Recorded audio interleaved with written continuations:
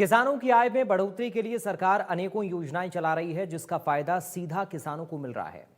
CM ने कहा कि बीज से बाजार तक किसानों को सरकार की तरफ से अनेकों सुविधाएं मिल रही हैं।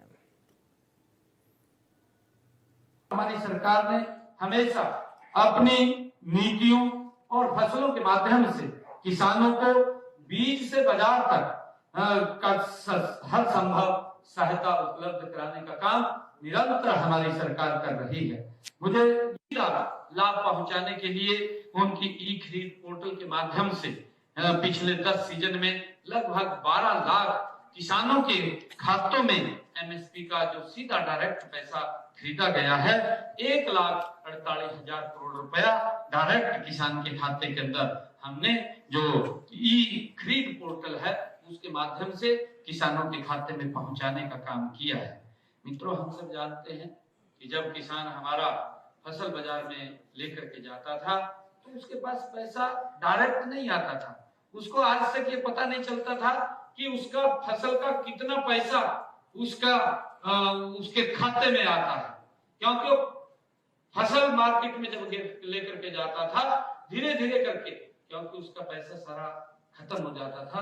परंतु आज मुझे इस बात को लेकर के कि 2014 के बाद देश के यशस्वी प्रधानमंत्री आदरणीय नरेंद्र मोदी जी ने जब ई खरीद पोर्टल ये शुरू किया, डायरेक्ट मेरे किसान के खाते के अंदर वो पैसा पहुंच रहा है।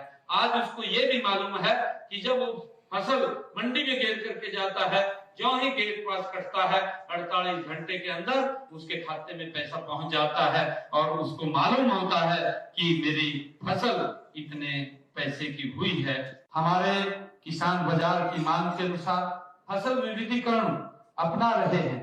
इसके अलावा प्रदेश में पशुपालन, मधुमक्खी और मत्स्य पालन का शेयर भी लगातार बढ़ रहा है। हमारा यहाँ पर हम देखते हैं हरियाणा के अंदर हमारे यहाँ पर कोई भी इस प्रकार का एरिया नहीं लगता जहाँ पर ये मछली पालन, मत्स्य पालन ज्यादा संख्या में हो।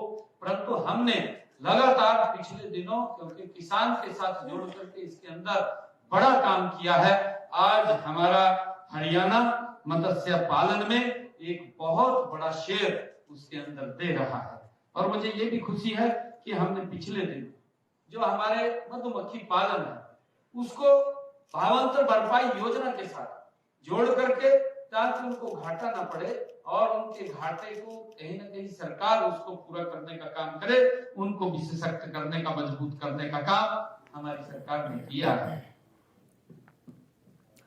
तो फिलहाल हरियाणा डायरी में मेरे साथ अभी के लिए इतना ही। बाकी खबरों के लिए आप बने रहिए।